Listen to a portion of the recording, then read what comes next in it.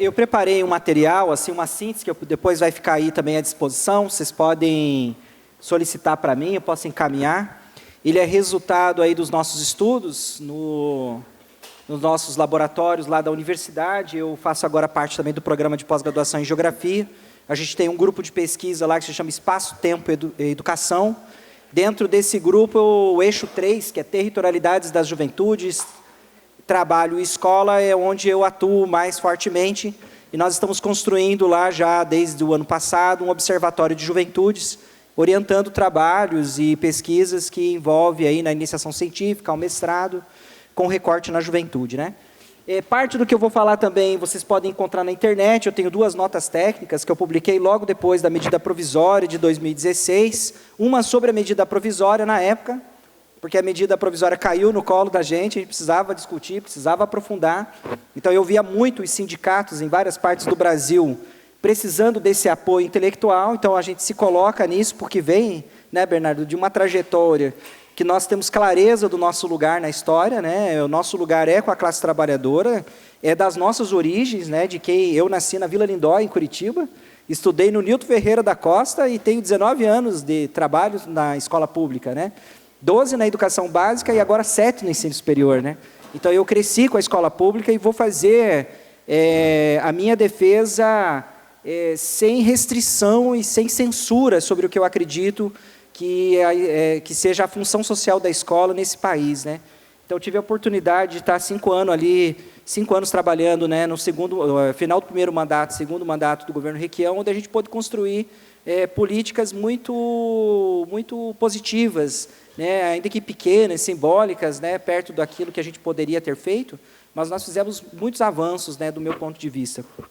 Inclusive, eu atuei na educação do campo, né, e nós tivemos uma política, de fato, de formação continuada, de elaboração de materiais, né, fizemos ali o CED itinerante, que era uma loucura, né, a gente ia para o interior fazer formação, e isso gerou um caldo muito interessante, que até hoje ainda as diretrizes são defendidas por uma boa parte dos professores, né? Então, mostra o quanto é importante as mantenedoras, de modo geral, apostarem em várias formas de implementação das suas políticas, né? E a gente contrapôs, naquele momento, justamente as políticas que estavam em vigor, que agora estão de novo no cenário, né? Porque nós estávamos contrapondo as competências e habilidades como perspectiva política e pedagógica, essa liberação geral da parte diversificada, que criou essas atrocidades de disciplina, né? Eu me lembro também de uma disciplina que tinha rios da China, que a gente dava muita risada, porque tinha muita disciplina na parte diversificada, porque o governo Jaime Lerner nunca deu, e quando deu o lugar para a educação apenas do ponto de vista empresarial e dos seus interesses, né? Então, dos interesses neoliberais.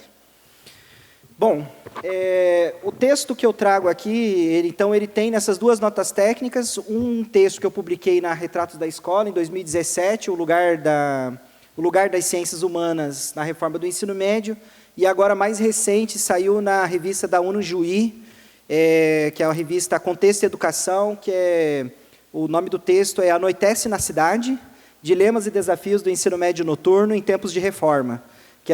Está todo mundo falando da reforma do ensino médio, mas em Chapecó, entre 2016 e 2018, nós fizemos uma pesquisa nas 24 ou 27 escolas de ensino que estavam ofertando ensino médio naquele período. Pegamos a de ensino médio noturno e fizemos uma reflexão agora mais sistemática. Está publicada nesse texto recente agora, que é de setembro. Está publicado agora em setembro na Contexto e Educação. Bom, da onde que eu parto lá? Pode passar, Márcio. Eu não vou aprofundar tanto, mas nós temos que considerar que nós estamos falando de uma proposta que vem sendo titulada como Novo Ensino Médio, dentro de uma conjuntura. Uma parte disso já foi tratado aqui na mesa, o professor Bernardo já trouxe alguns elementos conjunturais, e eu gosto muito de voltar à conjuntura, porque aí nos deixa ainda mais claro a estrutura que está por trás da proposta e nos coloca aí alguns elementos para compreender, talvez, para onde ela pode caminhar dentro desse tecido. Tá? Então, nós estamos no momento agora de acirramento daquilo que eu estou denominando, a partir dos autores com quem eu dialogo, de crise sistêmica da sociedade do capital. Então, nós estamos vivendo um esgarçamento desse modelo societário que nós estamos vivendo. Ele não, muito embora nós tenhamos aqui uma crise que tenha um lugar muito importante da dimensão econômica, né, por conta da catástrofe que a gente se encontra do ponto de vista econômico, essa crise ela é multidimensional, né, ela também se espraia em todas as outras dimensões das nossas vidas. Ela é também política, ela é também cultural e ela é também ambiental. Então, esse modelo de sociedade do qual nós temos ancoragem, ela não tem mais suporte de forma sustentável, e ela acaba agora gerando um conjunto de desdobramentos que nos atinge de forma transescalar. Então, ela não existe eu ficar quietinho no meu lugar e não vou ser atingido por ela, né? Nós estamos sistematicamente, neste momento, passando por essa crise, e essa crise ela acirrou ainda mais um conjunto de conflitos territoriais e conflitos de classe que ficam cada vez mais evidentes no cenário. Tá? Então, é isso que acontece neste momento, né, de crise sistêmica desse modelo societário e um acirramento das disputas territoriais de classe naquilo que, por exemplo, a Esther Cecenya, uma intelectual mexicana, vai chamar de guerra de amplo espectro, né? É uma situação em condição de conflito permanente. Tá? E isso, então, tem levado a uma atuação de representações do grande capital, sobretudo ligada ao agro-hidronegócio, ao capital industrial, tecnológico e financeiro, né, a reorganizar as suas forças, né, na busca das correlações de força, construir uma hegemonia de perspectiva empresarial, financeira e neoliberal. Então, essa hegemonia empresarial financeira neoliberal reúne essa pequena parcela de fração de classe que o Bernardo colocou aqui já alguns elementos, e aí, para ele conduzir, então, as condições para a continuidade da expansão dos seus interesses, no certo sentido, a expansão da sociedade do capital, né? E para isso, então, ele cria um conjunto de condições para continuar expandindo, então, o seu projeto. Então, é uma barbarização com vista à expansão das suas condições de acumulação. É o que a gente vai vivenciar no Brasil de forma muito mais perversa agora, nessa conjuntura, depois eu entro. O que acontece quando você tem um desequilíbrio nas correlações de força e uma hegemonia de perspectiva neoliberal financeira, né? A primeira questão é um avanço do capital sobre o trabalho de forma extremamente barbarizada. Então, nesse momento, a gente já vê essa questão acontecendo tanto no arroxo salarial, quanto no alto nível de desemprego. Então, nós temos um alto índice de desemprego, e agora muito forte para aqueles que já estão há algum tempo desempregados, quando retorna para o mercado de trabalho, retorna com o valor do trabalho muito abaixo de quando saiu. Então, é uma perda e uma degradação do trabalho cada vez maior.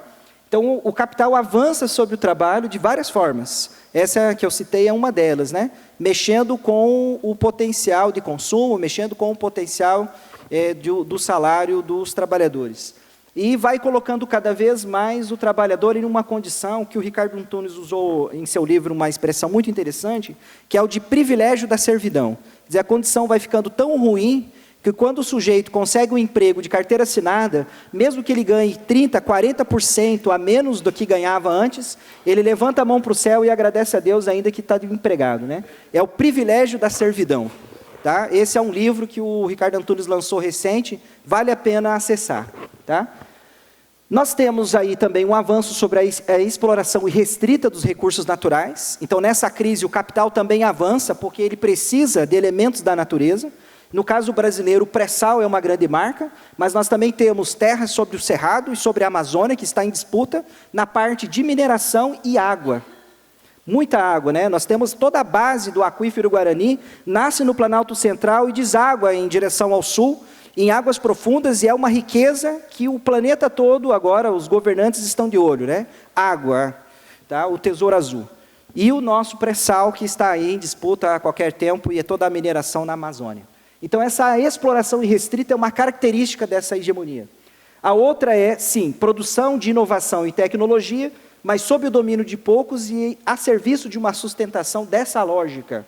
Então, nós vamos ouvir muito agora, nesse momento, em falar em Revolução 4.0, startups, tecnologia de ponta e tudo mais, que nós precisamos inovar, né? Por outro lado, essa tecnologia ela vai ficar restrita a uma pequena parcela da população. Depois eu vou voltar nesse assunto, porque quando você vai olhar quais são as atividades econômicas que mais empregam os jovens, não são as de maior tecnologia, nem de maior avanço científico, nada, né? Chapecó, nesse momento, tem o lema da nossa cidade agora, lá da prefeitura, é Chapecó vence pelo trabalho. Né? E as empresas que mais estão ofertando emprego hoje para a juventude na nossa região, pegando dados aí do Ministério do Trabalho e do Emprego, né, o antigo, agora, pegando os dados do CAGED, digamos assim, você vai ver que os trabalhos que mais, as atividades econômicas que mais empregam, isso eu escrevo no artigo, são as atividades que estão ligadas ao setor frigorífico, né, ao setor de magarefes, o mercado varejista, a construção civil e a logística, que é basicamente, principalmente, a parte de motorista, encaixotador e tudo mais. Então, assim, são justamente os trabalhos, os empregos que não precisam necessariamente de uma formação tão intelectualizada e tão tecnológica, né? E também são as atividades econômicas de baixos salários. Então, é colocar o sujeito para ter que conviver com baixa renda. Tá? Agora, imagine isso num contexto de ajuste e austeridade, como nós estamos vivenciando, onde um conjunto de leis trabalhistas também são flexibilizadas, né, contribuindo para a degradação do trabalho e dos ambientes de trabalho. Nós temos aí uma retomada que o Milton Santos já chamava de tirania do dinheiro, né? Então, o culto ao dinheiro vem muito forte, essa coisa do livre mercado, a concorrência, a cultura do consumo voraz, numa perspectiva do sujeito empreendedor. Então, há uma tentativa de colocar para todos nós a ideia de que todos nós temos a capacidade de ser empreendedor. Então, a famosa propaganda do Santander era a grande representação daquele período, né? Você joga a carteira de trabalho e pega a moderninha. Então, todos nós podemos, de alguma forma, ser empreendedor. E o empreendedorismo está muito na lógica da meritocracia. Quer dizer, se você não venceu, é porque você não quis. Está aí a lei de liberdade econômica, a legislação te possibilitando ser um grande empreendedor, né? E a outra, para finalizar, é a adaptação e submissão dos modos de ser, estar, viver e conviver de forma ampliada a essa perspectiva de hegemonia empresarial financeira neoliberal. Precisa, de alguma forma, criar as condições para que a sociedade vá se adaptando e vá se submetendo sistematicamente a esse modo de vida que quer se colocar como hegemônica e única, como se fosse o fim da história. Não há alternativa. Né? É a ideologia do fracasso. O Estado fracassou, a escola fracassou, os professores fracassaram e a sociedade fracassou. Então, há um grupo aqui de iluminados do grupo empresarial que tem aqui os pacotes que vão levar a gente ao sucesso. Então, isso no campo educacional é muito forte. Tá? O Brasil, então, vai passar por mudanças nesse contexto, de forma extremamente drástica, por meio de uma guerra híbrida. Isso já sou eu falando com os meus autores, né? Há uma mudança drástica de governo. Nós estamos em plena guerra híbrida nesse momento, do meu ponto de vista geopolítico, onde há um conjunto de pessoas atuando dentro dos sistemas de informação e comunicação, manipulando por psicologia de massa o modo de enxergar a realidade, por meio de auto-verdade, pós-verdade e tudo mais, e aí manipulando a opinião pública para sustentar no Brasil, desde 2016 já, a construção das bases para essa hegemonia. No Brasil, a gente vai ter aqui um consórcio, então, neoliberalismo, aí com a política do Paulo Guedes, muito mais forte agora, mas que começa com Henrique Meirelles lá no governo Temer, um processo mais acirrado de judicialização e militarismo em larga escala, né? Vocês vão ver que isso tem reflexo na educação. Então, agora, tudo se judicializa, tudo tem que ser militarizado, então, um militarismo muito forte. E somado agora um outro elemento, que é o fundamentalismo teocrático a partir de uma perspectiva de teologia. E isso vai levar a um conjunto de ajustes que não começa agora, começa com o golpe de 2016, reforma radical do financiamento público, tá, a emenda constitucional 95, que vai reduzir aí, praticamente congelar os investimentos em políticas sociais, principalmente dos próximos anos. A reforma trabalhista, a flexibilização de leis ambientais, nesse momento. Não se trata só de leis amplas do Código Florestal, mas também várias normas que estão sendo reorganizadas agora. Um conjunto de privatizações, existe até um departamento de privatizações dentro do governo. A redução e o reordenamento das políticas sociais, né? E lá eu encaixo as reformas educacionais. Eu não consigo enxergar as reformas educacionais fora deste contexto. Se você tentar fazer a análise sem levar em consideração que agora, nesse momento, há uma hegemonia neoliberalista, tu não consegue entender necessariamente por onde passará os próximos passos aí que vai desencadear os processos de implementação. Então, as reformas educacionais, elas entram ali por uma questão muito simples. Nós temos hoje pelo menos 40 milhões de matrículas na educação básica. Então, nós temos muito recurso público para garantir que tenha acesso público a essas crianças, jovens, adultos que estão em processo de escolarização, dos 4 aos 17 anos, a partir da emenda constitucional de 59. Então, há muito recurso público em disputa. Então, primeiro, a disputa pela privatização, para abocanhar esse recurso a partir de várias políticas, incluindo PNLD, programas de tecnologia e tudo mais. Isso ajuda também a explicar por que os empresários querem estar dentro das secretarias de educação. Não seria diferente de Santa Catarina, né? Abocanhar esse mercado. Os institutos, as fundações e tudo mais. E ela entra também como uma forma, por meio do currículo, que é uma tecnologia social importantíssima para nós, criar, então, um processo de formação em que vai mexer com a nossa governamentalidade de forma eficaz. Essa é a ideia. Então, cria-se uma base nacional comum, mexe com os processos formativos da juventude para submeter justamente a esse modo de ser, estar, viver e conviver na perspectiva neoliberal do empreendedorismo. Essa é a conjuntura que nós estamos. Eu queria dizer assim para a gente que se a gente vai fazer resistência, para mim, é nesta conjuntura. Márcio, pode passar. No Brasil, para onde caminhamos então? Né? Eu coloquei aqui algumas bandeiras. Está aí, ó, Base Nacional Comum Curricular, Escola Sem Partido, Reforma do Ensino Médio, a Homeschooling. Nós temos o movimento da Homeschooling Brasil, retomando toda essa ideia como uma perspectiva. A Charter School, que não é novidade, nós já temos experiências em alguns estados de escolas charterizadas, ou seja, coordenadas e gestadas por organizações não governamentais. Nós temos aí a educação do Brasil ganhou reforço, né, que é a Escola Cívico-Militar, que está aí com um programa em andamento. Os vouchers, que já foi citado aqui, né, o pagamento de vouchers, então essa ideia de você tem o dinheiro de impostos, mais os estudantes, e aí você paga um voucher, que vai numa forma... Nós já temos a experiência por meio do FIES, né, o FIES já era um ensaio, né, de voucher possível, então eles também citam esse exemplo nas suas palestras, inclusive. Nós já temos o voucher, não seria uma novidade no Brasil, porque a gente paga já uma bolsa para o estudante ir para as universidades particulares, porque não pode fazer para a educação básica. Então o Grupo Croton, por exemplo, está de olho nisso aí, inclusive abrindo uma empresa específica nesse momento, né? Diz aí a professora Tereza Adrião, aqui a Olinda Evangelista, né?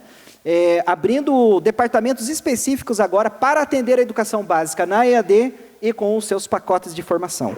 Então, vocês imaginam. Isso tudo disputado como commodity, como um commodity, como mercadoria que é cotado pela Bolsa de Valores. Né? Na mesma semana que o ministro da Educação anunciou o contingenciamento dos recursos, que agora ele se vangloria que está descontingenciando, né, o Grupo Croton deu um pico nas suas ações dentro da Bolsa de Valores. Né?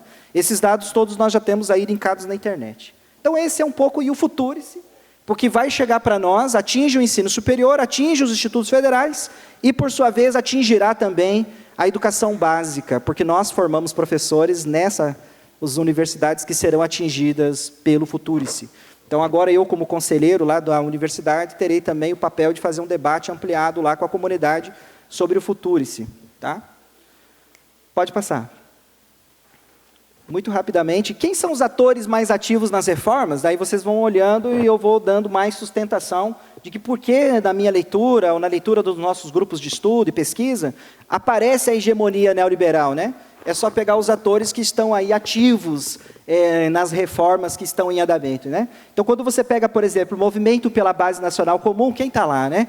Tem agentes do Ministério da Educação, da presidência do INEP, do Conselho Nacional de Educação e da Undime, que são entidades que deveriam, de alguma forma, estar olhando para nós e nos ouvindo, e neste momento não quer nos receber, não quer dialogar com a contradição, não quer fazer o amplo diálogo. Ou seja, eles estão criando as condições para que as suas políticas sejam implementadas de forma vertical e sem diálogo. e com um tempo curtíssimo, né? Empurrar uma audiência pública para dezembro, neste momento, é dizer o seguinte para mim, Luciane, é dizer que nós já temos, as escolas já estão fazendo, e nós não vamos mudar, porque dezembro já não dá para fazer mais nada. O que nós fazemos em dezembro? É para esfriar a luta, entendeu? Então eu acho que aqui tem algum elemento que nós precisamos contestar. Quando você olha o Todos pela Educação, que agora você vai ver propaganda diariamente, de forma sistemática, todos os dias, pelo menos 10 a 12 vezes por dia, eu já contei, o Instituto Ayrton Senna agora é o grande trabalhador, trabalha pela educação no país, e aparece a professora, o grande jogo de marketing, luzes, festas, champanhe e tudo mais, mas nós não somos convidados nessas festas. Então está aí o grupo que você olha aqui, então por isso ele é empresarial e é financeiro e é neoliberal. Pode passar. E aqui em Santa Catarina não seria diferente. Está aqui o Movimento Santa Catarina pela Educação, que é importante nós dialogarmos com esse grupo. Não estou dizendo que não é para dialogar. Nós temos que, de alguma forma, dialogar com este grupo, porque, neste momento, nós temos, por exemplo, um secretário de Educação que tem uma afinidade muito grande com essas bandeiras que estão aí. Já tínhamos com o ex-secretário e agora mais do que nunca. Então, agora, por exemplo, as escolas do SESI já estão implementando a reforma, conseguindo, de alguma maneira, a partir de experiências laboratoriais e condições muito objetivas, alguns avanços e tentam colocar que esses avanços é possível para todas as escolas. Só que aí eu vou colocar algumas questões que podem colocar em dúvida se isso de fato é possível. Pode passar? O novo ensino médio tem já seus marcos legais, então eu não preciso entrar neles, mas entrem lá. Então, no site do novo ensino médio do Ministério da Educação, a Lei 13.415 é carro-chefe, né? Ela, inclusive, agora está sendo base de sustentação da BNCC, da formação de professores, dentro do Conselho Nacional, né? Que é resultado da medida provisória 746 e que sofreu mudanças, né? Mas mantém aí os seus princípios muito latentes, né? A resolução número 3 de 2018, que vai atualizar as diretrizes nacionais para o ensino médio, que foi no apagar das luzes de dezembro do ano passado, então aprovado pelo Conselho, né? E aí você já vai encontrar lá também o guia de implementação e os referenciais curriculares para a elaboração dos itinerários. Então, eu tenho acompanhado aqui no Estado de Santa Catarina, o Estado de Santa Catarina tem esses documentos como referência desses movimentos que as escolas, que as 120 escolas, se não estão fazendo, estão sendo instigadas a fazer, que é levantar diagnóstico, ouvir a população, conversar com os atores locais, para levantar dados que possibilitem a criação de itinerários formativos. Essas 120 escolas terão que apresentar, pelo calendário que foi apresentado, até dezembro, já uma nova matriz curricular com seus itinerários. Pode passar. Aqui o novo ensino médio, então, a estrutura, né, e os passos para a implementação. É uma perspectiva de ensino médio que apresenta objetivos muito louváveis, né? Que tem impactos, né, como a resolução de problemas da vida cotidiana, que permita, né, os estudantes continuarem os seus estudos, se quiserem, ir para a universidade, coloca os impactos como atuação no mundo do trabalho e o exercício da cidadania, né? São pelo menos 4 impactos esperados que ninguém aqui, pelo menos em sã consciência, questionaria, né? Eu não questionaria esses objetivos.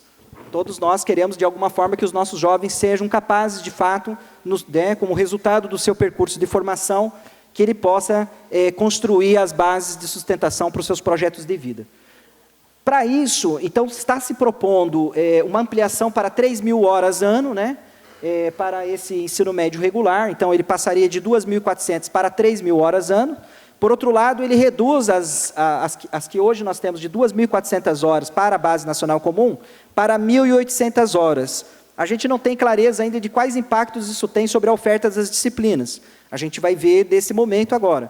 Mas aí isso cola com a Base Nacional Comum, onde a Base Nacional Comum do ensino médio coloca como obrigatório apenas língua portuguesa, matemática e, em um dos anos, a língua estrangeira e inglês. Quer dizer, espanhol já estaria fora da matriz, né? Nós que temos aqui um movimento Fica Espanhol, né? Porque estamos em uma área de fronteira, né, com os nossos los hermanos aqui, né, latinos. Mas o espanhol estaria já fora de cara disso aí. Então, assim, é obrigatório ter língua portuguesa e matemática, língua estrangeira e inglês em um dos anos, e os demais componentes vai depender muito do movimento que nós vamos realizar agora na escola. Quer dizer, se nós, das ciências humanas, geografia, história, sociologia e filosofia, nós só teremos nesse lugar se as disputas ocorrerem agora, nesse momento, na matriz. Porque a legislação permite que a escola não tenha mais, se ela quiser. Quer dizer, porque as nossas associações não conseguiram, infelizmente, modificar ou alterar essa legislação. Então, ela permite a flexibilização ao extremo. Então, nós temos que tomar cuidado com isso. E as 1.200 horas em itinerários formativos, que tem como objetivo aprofundar e ampliar aprendizagens, consolidar a formação integral, promover valores universais e desenvolver habilidades. Também com esses objetivos, eu também não tenho nenhum questionamento, é o que diz o documento lá, né? Tudo isso aqui está no documento.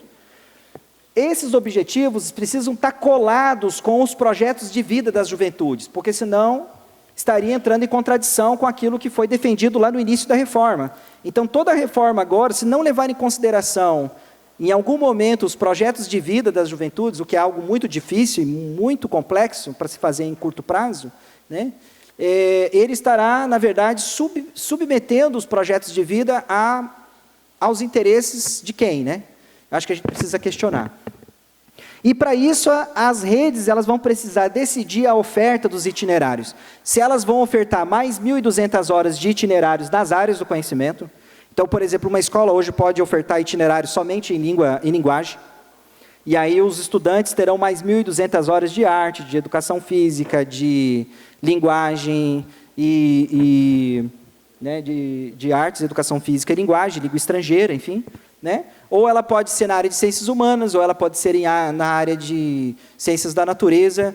Né? Então, ela pode ofertar em uma dessas áreas. Pode ofertar na formação técnica e profissional, tendo que olhar para o catálogo brasileiro de ocupações, se caso for qualificação, e se for um curso técnico, tem que olhar para o catálogo de cursos técnicos do MEC, que já tem lá um rol gigantesco de cursos técnicos e carga horária e ementa e tudo mais.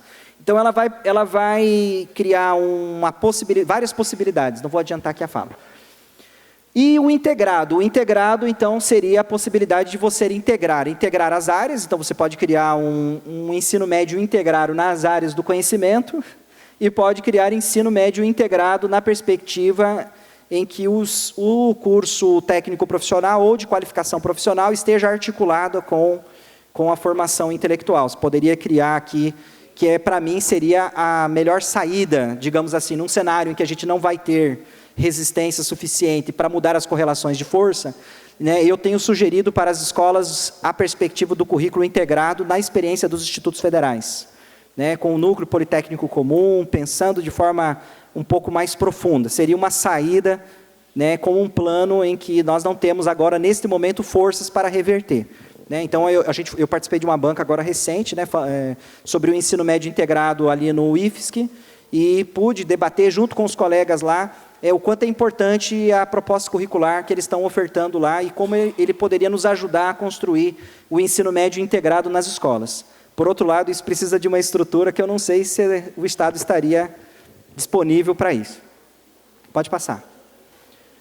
Para ofertar os itinerários, demandas e necessidades do mundo contemporâneo, a escola vai ter que considerar, porque também vai construir um ensino médio para quem, né? Então, tem as demandas e necessidades do mundo contemporâneo, interesses, aptidões e perspectivas de futuro dos estudantes. Então, veja como é complexo, isso tudo está no documento. O contexto local, então tem que levar em consideração o contexto local, e a capacidade das redes e escolas. Quer dizer, não vou criar aqui um itinerário que a minha escola não tem como depois bancar. Tá? A outra é garantir a oferta de, no mínimo, 2 itinerários formativos em cada município. Não, então, cada município terá que ter, no mínimo, 2 itinerários. Se tiver 20 escolas, a escola pode ter um itinerário, ela pode ter 5 itinerários, né, mas um município precisa ter, no mínimo, 2, para oportunizar aquela escolha que eles disseram que os jovens vão poder fazer. Tá? Ah, mas o município só tem uma escola, então vai ter que ter pelo menos 2 itinerários para permitir a escolha. Tá? Pode também permitir que os estudantes cursem mais de um itinerário, seja concomitante ou sequencial, veja como é complexo, porque ele pode fazer concomitante, então ele pode numa escola fazer um itinerário e fazer outro itinerário em outra escola, ao mesmo tempo, né, no contraturno. E pode também ser sequencial, quer dizer, você pode dizer, nós não temos como ofertar concomitante, mas vamos ofertar sequencial. Isso significa que eu tenho que deixar vagas para que no próximo ano o estudante possa vir e cursar sequencialmente aquele itinerário. Então, é complexo a mudança, é profunda. A gente não sabe exatamente quais serão os impactos de tudo isso. Pode oferecer parte da carga horária à distância, ou seja, 20% para o ensino médio regular, até 30% para o noturno e até 80% para EJA. Pode também estabelecer parcerias com outras instituições de ensino, que precisam ser credenciadas. Então, aqui, as instituições de ensino podem ser públicas, podem ser privadas, podem ser ONGs. Aí depende muito de como que o Estado e os governos vão induzir esses credenciamentos, tá? Então, isso pode acontecer. Estou indo muito rápido, né? Mas é para ganhar tempo. Pode passar? Então, quais são as potencialidades que já estão sendo defendidas pelos proponentes da reforma? Eu preciso ser justo, como professor da academia, eu preciso dizer, olha, o que eles já estão dizendo que é bom. Por que é bom ter esse ensino médio? Tá? Então, para quem está fazendo a defesa, diz que o ensino médio vai ficar menos enciclopédico e enfadonho. Então, tem aqui, vai ser um ensino médio mais preocupado em atender os projetos de vida dos jovens estudantes. Então, aí estaria o conceito de protagonismo da juventude. Então, eles dizem que isso é uma potencialidade. Depois eu posso até pôr em xeque, mas é isso que eles estão dizendo. Os reformadores também dizem que o ensino médio terá maior articulação com as demandas do mercado de trabalho. Isso já é visível. Aí, com isso, né, quando você usa os programas de captação para tentar o que está ligado a essa ideia, né? Então, você já vê ali ligado ao aprender a aprender, ao aprender a conviver, a formação multiperspectivada, a proatividade, a resiliência, o empreendedorismo. Tudo isso estaria ligado, então, ao ensino médio mais voltado para o mercado, né? Onde o jovem ele vai aderir com mais facilidade a esse mercado que precisa de alguém que tenha essas características. O desenvolvimento de competências e habilidades ligados aos desafios do século XXI. Alguns deles muito importantes, outros a gente pode até problematizar. Né? Sustentabilidade econômica, conviver com a diversidade, lidar com tecnologias da informação, o comprometimento com a inovação tecnológica, resolver problemas complexos do cotidiano e o exercício da cidadania. A formação interdisciplinar, então a ideia de integração entre as áreas do conhecimento, o que inclui realização de planejamento integrado, né? Então eles ressaltam isso nos documentos. O desenvolvimento humano global, a ideia que nós sempre defendemos da formação omnilateral, né? Com o cognitivo, a atitude e o socioemocional bem pesado. Depois o Luciano pode dar uma palhinha que ele está estudando bem isso aí, né, Luciano? A flexibilização curricular ao extremo, né? Que é para buscar superar a oferta de uma matriz com ancoragem nos conhecimentos das áreas. Então, não seria mais necessário também só disciplinas nas nossas áreas de conhecimento. Podendo abrir, por exemplo, na matriz, a oferta de laboratórios, de clubes, de oficinas, de rodas de conversa. Então, você pode dizer assim, ó, que 4 horas por semana nós vamos ter uma roda de conversa sobre os projetos de vida. Entendeu? Então, por isso que entra o projeto de vida, isso já está em andamento lá na matriz do Instituto Ayrton Senna, por exemplo. Né? E quem está vivenciando faz a defesa, assim, muitos estão fazendo essa defesa, que tem que ter. Então, a gente está estudando também o que leva a essa compreensão, né? Porque é importante que a gente saiba também, né? Colocar na contradição. E o ensino médio, então, do ponto de vista dos reformadores, a partir de tudo isso que ela garante, ela será um ensino médio mais sedutor. E isso vai reduzir as taxas de evasão e reprovação. Então, quando vocês lerem o meu artigo, que foi agora, meu e da professora Adriana, né? Eu falo meu, mas é nosso lá, eu e a Adriana do GEPET, vocês vão ver que o ensino médio noturno, por exemplo, é a coisa mais profunda. Então, a reforma curricular, uma reforma curricular, mesmo que com esta envergadura e com todos esses objetivos, é insuficiente potencialmente, né? Porque existem outros elementos da sociedade, do modo de vida e dos sujeitos que têm implicação direta nas taxas de evasão e reprovação. Né? Porque a nossa pesquisa surgiu justamente porque algumas escolas tinham 40% de evasão e reprovação ainda no primeiro ano do ensino médio noturno. Então, a gente foi tentar entender o que estava ocasionando isso, e a estrutura é mais profunda do que vocês imaginam. Então, leiam o texto. Pode passar. Agora eu vou colocar algumas perguntas para a gente depois, mais tarde, debater lá nos encaminhamentos. Qual deve ser a finalidade do ensino médio? Qual deve ser a sua contribuição à formação humana? Emancipação ou pura adaptação? Essa é uma pergunta importante, foi feita já nos anos 90. Quando você pega Marise Ramos, Maria Seavata, Gaudêncio Frigoto, Mônica Ribeiro, Marlene Ribeiro, eu poderia citar aqui vários, Luiz Carlos de Freitas, Nilton Duarte, eu poderia citar vários outros autores que já lá nos anos 90 faziam essa questão para nós. A outra trata-se de um novo ensino médio?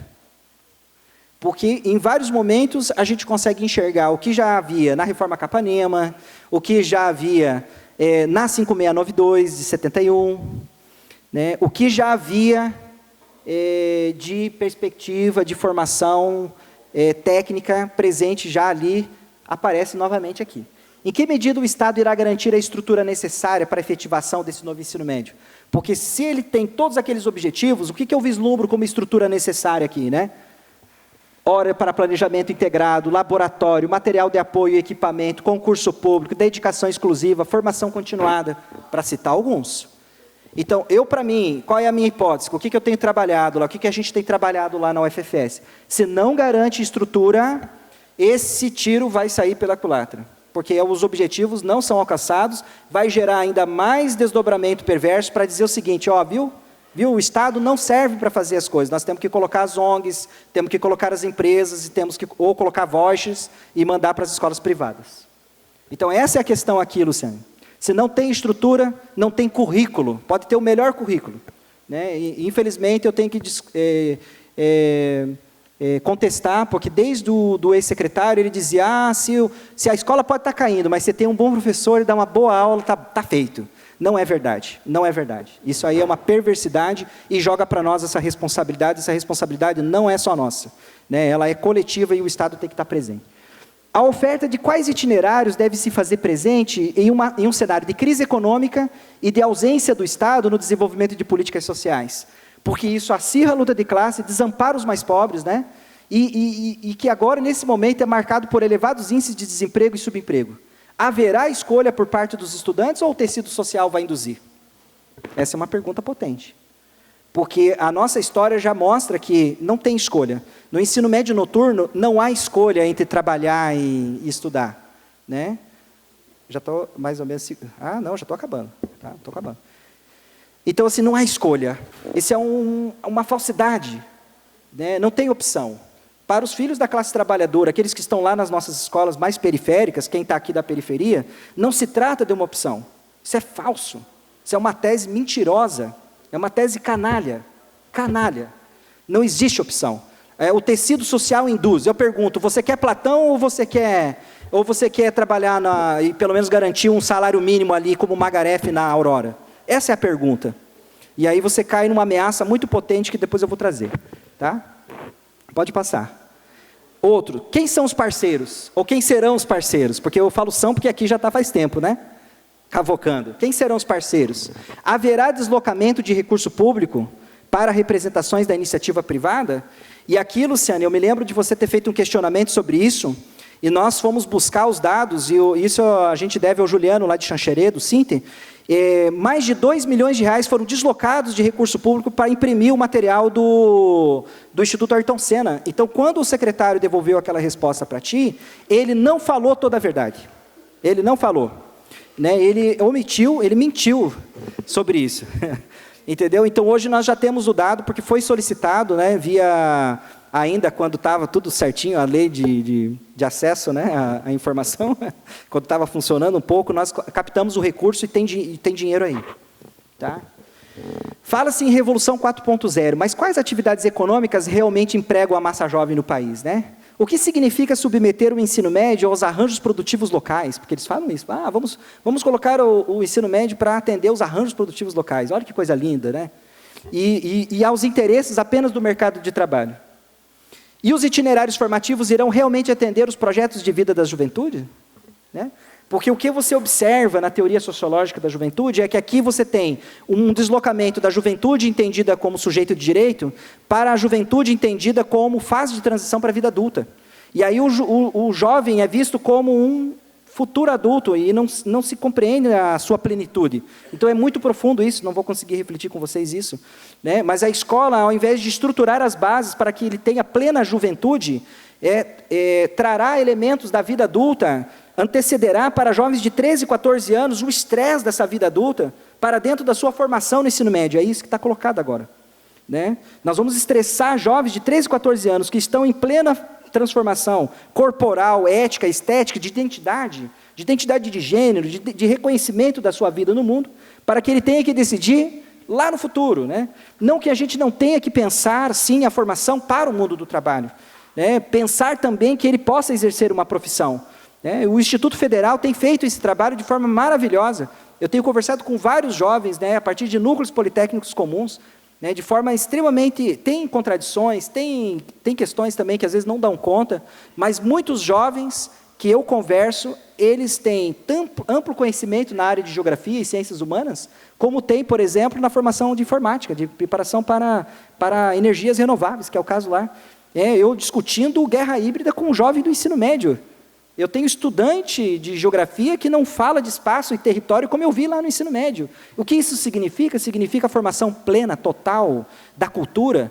Eu fui observar uma oficina integradora que reuniu professor de física, química, geografia, história e arte, que era para tratar de fotografia, numa escola de ensino médio do Instituto Federal, com professor com dedicação exclusiva, com professor formação continuada, com professores mestres e doutores, com salários, né, razoavelmente bons, num plano de carga e carreira. É isso, com salas que não tem 50 alunos, né, socado ainda, saindo do jeito pela janela, né, que quando sai um aluno, quando entra mais um, tem que sair outro, né. Então, são as condições, é um conjunto de ambiência, né. Então, são questões que a gente precisa levantar.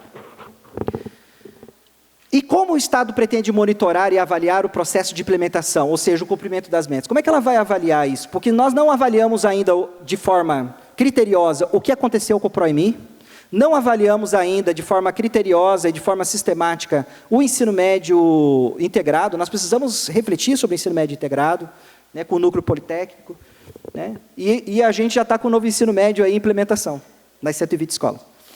Quem será responsabilizado caso as metas não sejam alcançadas? Né? Haverá algum tipo de penalização? Essa é uma questão. Pode passar. Agora sim, eu vou apontar 14 ameaças, são 14 passos que eu dou aí com vocês. São 14 ameaças até agora identificadas a partir das plenárias. A primeira delas é a submissão da formação humana à ordem neoliberal, como eu disse para vocês, sobretudo a partir da Base Nacional Comum. A segunda ameaça é o pragmatismo dentro da teoria do capital humano, a vocacionalização dos currículos. Então, se nós tínhamos um currículo que tentava representar, né, o ensino médio como uma parte de sustentação da formação básica, agora ela passa a vocacionalizar para um futuro emprego, para... Né, mesmo aqueles que vão para a universidade, né, eu penso nas escolas particulares, que o cara pensa junto com os pais, tudo estruturado, ele diz assim, olha, eu quero ser médico, então eu vou fazer mais ciências da natureza, né, como se os médicos não precisassem estudar ciências humanas. Mas é assim que o pragmatismo pensa, né? O conhecimento pragmático é aquele que tem uma aplicabilidade imediata no real, né? Então, determinar aqui, você vai ter um fenômeno de hierarquização dos conhecimentos. Por isso que, durante a medida provisória, nós ficamos sambando ali nas ciências humanas. Vai ter sociologia e filosofia, porque para essa perspectiva mais pragmática, ancorada na teoria do capital humano, ou da vocacionalização, ou da proletarização, que é o Inguita que usa, né? Não é necessário que tenha muita geografia, história, não tem muito essa pegada, né? É mais a formação técnica mesmo. O terceiro é o controle de amplo espectro do trabalho docente, está subentendido, né? Porque você tem planejamento, livro didático, todos os materiais de apoio pedagógico, financiamento, tudo vinculado à reforma, tudo vinculado à Base Nacional Comum. Ou está dentro dessa ordem, ou você pode ser atingido de forma negativa pelo financiamento. A meritocracia, né, o cumprimento de metas e regime de competição ao extremo, né? Eu fui visitar agora, tive a oportunidade no interior de São Paulo de conhecer uma escola que está com o IDEB alto. A escola faz 4 simulados por mês com os jovens do ensino médio para ir bem no Enem, para ir tirar uma boa nota depois no IDEB. 4 simulados, eu fiquei, meu Deus do céu. E além das avaliações que cada um de nós já fazemos ao longo das nossas aulas. Então, além daquelas avaliações, mais 4. Curitiba, agora, na educação infantil, no 3º e no 5º ano, faz simulados para as crianças, né?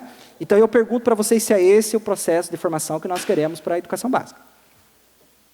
E a meritocracia é isso. Meritocracia, ou você tem, ou você é competente, ou você é incompetente. Ou você desenvolveu a habilidade, ou você não desenvolveu. Nós demos a chance, você não desenvolveu. Se você não desenvolveu, a culpa é sua. Escolhi o itinerário errado, a culpa é sua. Nós demos a possibilidade de escolha. Se você lá no final fracassou, a culpa é sua. Agora, na Base Nacional Comum de Professores, o responsável pela aprendizagem dos alunos são os professores. Se o professor falhar, se o aluno não aprendeu, é porque o professor é responsável. Então, há uma política de responsabilização muito grande. Tá? Tudo pela lógica da meritocracia. A quinta ameaça, projetos de vida descolados de um projeto de sociedade, submetidos aos interesses. Então, você tem ali um projeto de vida, na verdade, vai se reduzir a um projeto de profissão. Esse é um risco que corre agora, é uma ameaça. A outra é restrição orçamentária, porque fala muito em orçamento. Vai ter 10 anos de orçamento, né? Mas não falam lá do entre aspas, desde que tenha dotação orçamentária. Desde que responda à emenda constitucional 95. Desde que, né? Então, a gente pergunta, cadê a dotação orçamentária para tudo isso? O notório saber, que já foi falado aqui, continua existindo, principalmente para o técnico profissional. Pode passar. A formação intelectual versus formação para o mercado de trabalho. Então, o acirramento da dualidade. A gente nunca conseguiu vencer isso de forma plena. Tínhamos a possibilidade com o ensino médio integrado, de núcleo politécnico nos institutos. Mesmo assim, ainda não é um assunto vencido, não é uma questão vencida. Isso significa o quê? Que nós poderemos ter itinerários que vai formar alguns que vão para as universidades e outros que vão para o chão da fábrica, né? Isso já existe e ainda vai acirrar ainda mais entre escola particular e escola pública. E pode ainda acirrar ainda mais se nós tivermos escolas charters e o pagamento de vouchers. Então, é uma política segregadora. Só vai para a escola pública, chão de fábrica, aquilo que vai para o chão da fábrica. Tá? Então, é muito forte. Ampliação da relação público-privada, né? Porque daí sim, as ONGs, os institutos, as fundações, eu não preciso nem falar mais sobre isso, é uma ameaça constante agora. O mercado da certificação, que é o passo 10 ali, ameaça 10. Então, uma certificação imensa, porque o que acontece? Eu posso credenciar uma instituição de ensino, como é a escola do SESI, do SENAI, e ela vai certificar ela vai dar uma declaração, né? E vai poder certificar pelas 1.200 horas que o sujeito cursou lá no curso técnico e as 1.800 horas lá no Tancredo Neves. Isso forma as 3.000 horas e o Estado reconhece e dá um diploma para ele. Então, vai ter um mercado aí de certificação e da EAD. A migração para o ensino médio noturno, a gente prevê isso principalmente nas escolas de tempo integral, né, pelas experiências do PROEMI e tudo mais.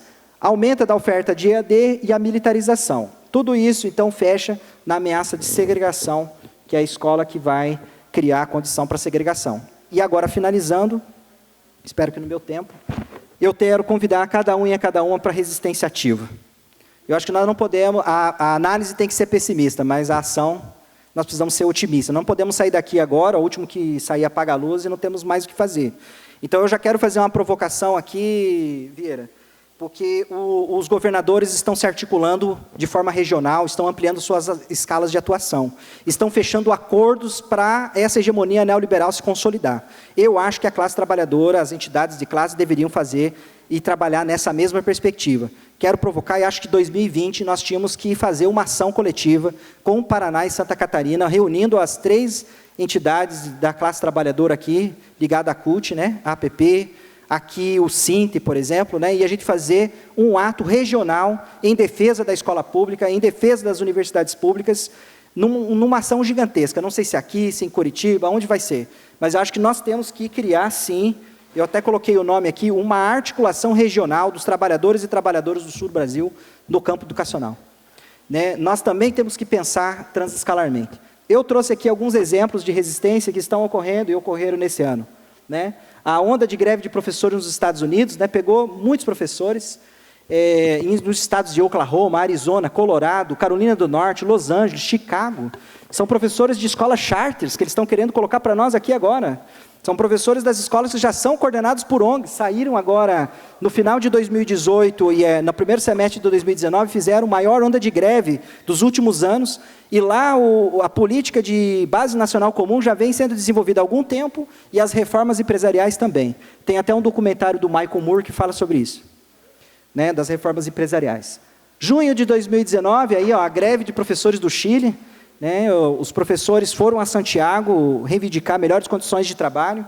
Os protestos agora recentes no Equador, que começam pelos 20 centavos lá de 2013, né, quem vai lembrar, mas aqui os protestos agora são contra a ordem neoliberal do atual presidente, e agora os protestos recentes, né, desse final de semana, que continua, né, o Sebastião Pinheiro achou que a coisa ia acabar, né, recuou achando que ia acabar, só que a ordem neoliberal, ela não deixa, destroça o trabalho, destroça a natureza, privatiza tudo, suga tudo que tem em volta e quando não quer mais, vai embora. Quer dizer, é o capital mais parasita que tem, é essa perspectiva neoliberal que está aí colocada, de forma extremamente autoritária. Tá? Então, eu chamo vocês para a resistência ativa. não só nos movimentos de massa, mas para que a gente possa conversar com os nossos colegas, chamar o conselho de pais, chamar os pais para conversar. Nós precisamos conversar com os pais, com os estudantes, porque eu acho que é por ali que nós conseguimos, de fato, levar uma outra versão dessa reforma que está colocada aí. Tá? Gente, muito obrigado e espero que vocês tenham gostado.